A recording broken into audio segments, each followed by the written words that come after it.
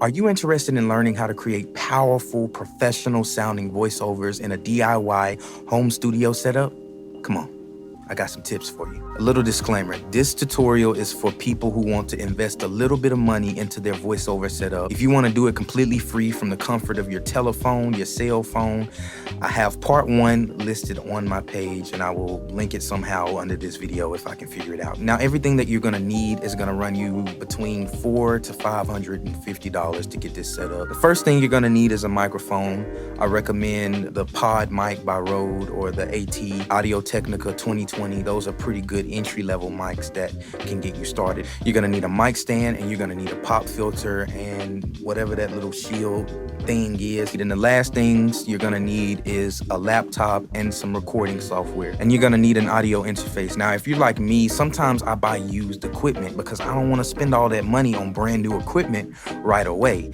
When I was first getting started, I bought used equipment all the time, and sometimes I still do. So go look on OfferUp, look on Facebook Marketplace, Craigslist. They have some pretty good deals out there. Just be safe and have a little bit of discernment, because if it seems like it's too good to be true, it more than likely is. If you do not buy recording software, they do have some free software out there. Like if you have a Mac, you can get GarageBand for free, and you can do the same thing in GarageBand completely free.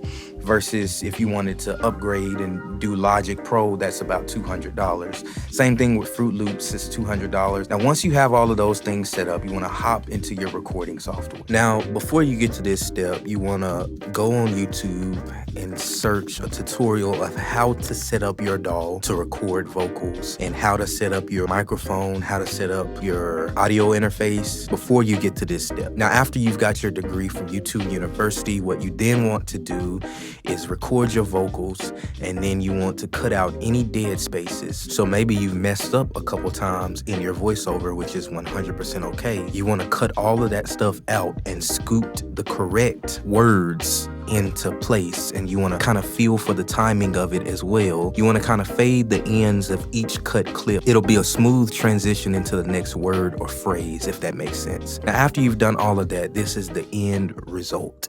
Shame doesn't come from God, but rather it comes from the people who did exactly what you did last night. The only difference is nobody knows. Shame on who? Me? Nah, shame on you.